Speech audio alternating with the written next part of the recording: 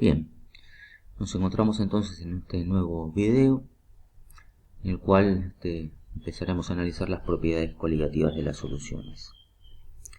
Para ubicarnos en un contexto de lo que estuvimos viendo, en clases pasadas hemos visto las propiedades del estado líquido, luego vimos el proceso de disolución, cómo se producen las interacciones soluto-solvente para que se produzcan las soluciones, y ahora entonces nos toca analizar cómo el agregado de un soluto a un solvente modifica las propiedades del líquido puro, para lo cual estamos hablando de propiedades de las soluciones. Si hablamos de estas propiedades, podemos clasificarlas en dos grandes tipos. Las propiedades constitutivas, que son aquellas que dependen de la naturaleza del soluto, como por ejemplo la densidad, la viscosidad, la conductividad eléctrica. Y por otro lado tenemos las propiedades coligativas de las soluciones, que no dependen de la naturaleza del soluto, sino que dependen de la cantidad de partículas de soluto disueltas. En estas en estas propiedades vamos a trabajar con más profundidad en este capítulo. Decíamos en la diapositiva anterior que el agregado de un soluto a un solvente y la formación de esas interacciones soluto-solvente produce una variación en las propiedades del estado líquido.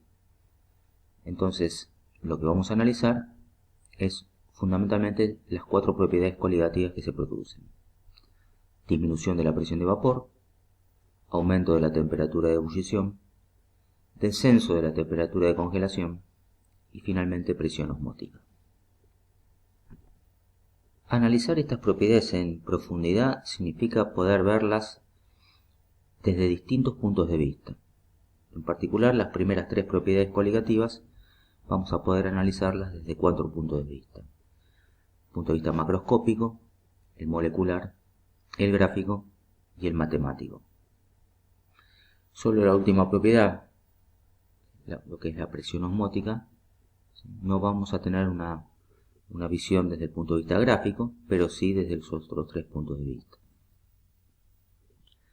Antes de comenzar a analizar la visión molecular, tenemos que prestar atención al hecho de que las propiedades coligativas se aplican a soluciones que son relativamente diluidas, esto es, soluciones con concentraciones menor o igual a 0,1 molar. ¿Esto para qué es? Esto es para que se minimicen los efectos de las interacciones entre soluto y solvente. Por otro lado, tenemos que tener en cuenta que el soluto puede ser de dos tipos: un soluto no electrolito, o sea que no se disocia en solución, y un soluto electrolito, que es aquel que se disocia en solución, o sea que se separan partículas más pequeñas. Desde el punto de vista de la visión molecular, el proceso de disolución hace que en la solución tengamos mezclados partículas de soluto y moléculas de solvente. Entonces, ¿cómo afecta esto? Cuando nosotros teníamos solamente moléculas de solvente, algunas moléculas que tenían mayor energía cinética tenían facilidad para pasar a la fase de vapor, tenían la energía cinética suficiente para romper enlaces y pasar a la fase de vapor y de esa manera generar presión de vapor. Cuando tenemos partículas de soluto disueltas, ya en la superficie tenemos menos moléculas de solvente disponibles para pasar al vapor. Por otro lado, las partículas de soluto que están en la superficie imposibilitan el pasaje de moléculas de solvente hacia el vapor. Esto hace que haya una sensible disminución de la presión de vapor que pueda ejercer esa fase. ¿Cómo se ve esto desde el punto de vista gráfico? Bien, en azul tenemos la curva de propiedades de la sustancia en estado puro, ¿sí?, su diagrama de fases, y en rojo cómo se modifica ante el agregado de un soluto. Entonces lo primero que podemos analizar acá es que esta es la curva de equilibrio líquido-vapor para el solvente puro y cómo, a partir de lo que vimos recién, se produce una disminución de la presión de vapor, lo que hace que se produzca un descenso de esa curva de equilibrio líquido-vapor.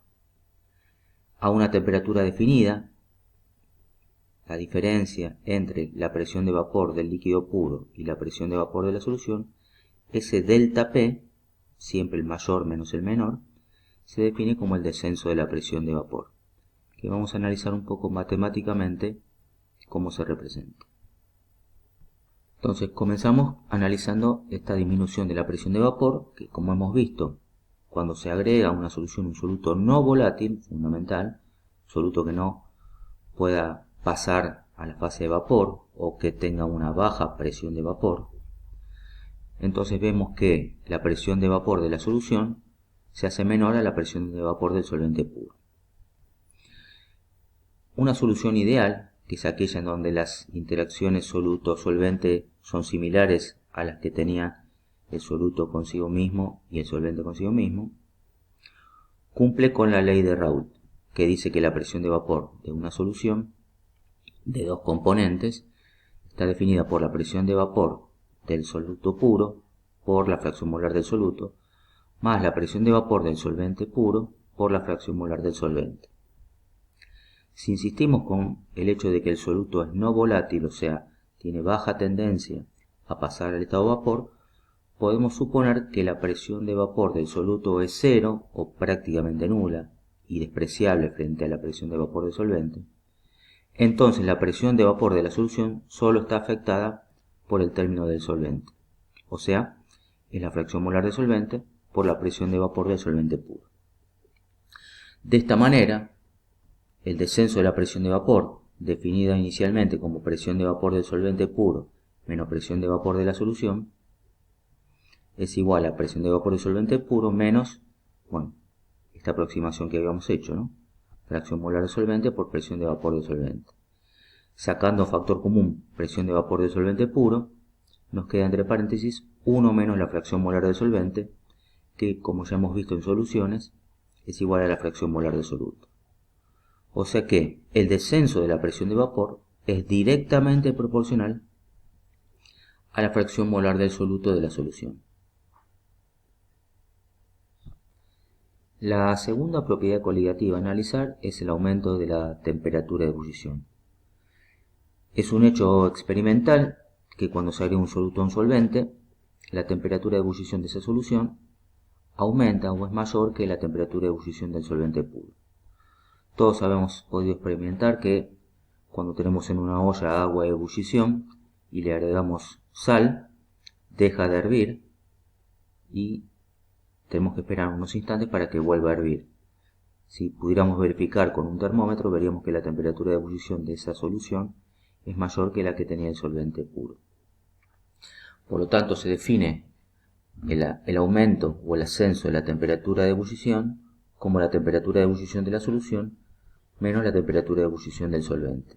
¿Sí? Siempre de forma tal que los deltas sean positivos. Cuando hablamos del aumento de la temperatura de ebullición, tenemos que primero recordar cuándo un líquido hierve, ¿no? Como vimos en el estado líquido, la temperatura de ebullición de un líquido no solamente depende del tipo de partículas del tipo de moléculas de solvente que se están uniendo, sino que también depende de la presión externa. ¿Por qué? Para que un líquido hierva, su presión de vapor tiene que igualar a la presión externa. Si estamos trabajando a presión normal, o sea 760 milímetros de mercurio o torr, entonces tenemos que la temperatura de ebullición de la solución es mayor que la temperatura de ebullición del solvente puro, debido a este descenso de la presión de vapor. ¿Por qué? Porque si nosotros queremos que ebulla la solución, tenemos que igualar la presión de vapor de la solución a la presión externa. Como el agregado soluto produjo una disminución en la presión de vapor, ahora tenemos que entregar más energía para poder volver a igualar la presión de vapor de la solución con la presión del sistema exterior. De esa manera, esa energía, ese plus de energía que necesitamos para volver a igualarlos hace que haya un aumento de la temperatura de ebullición. Matemáticamente hablando, el aumento de la temperatura de ebullición es directamente proporcional a la molalidad de la solución, o sea, a la cantidad de moles de soluto disueltos por cada kilogramo de solvente.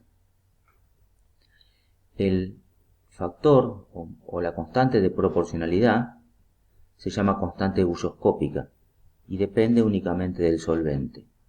Por definición, es el aumento de la temperatura de ebullición generada cuando se disuelve un mol de soluto por cada kilogramo de solvente. En este caso aparece un factor adicional que por ahora no afecta porque estamos considerando sobre todo soluciones en las cuales el soluto es no electrolito, o sea, no se disocia. Por lo tanto, este factor I para nosotros por ahora vale 1 y no va a afectar a la propiedad coligativa.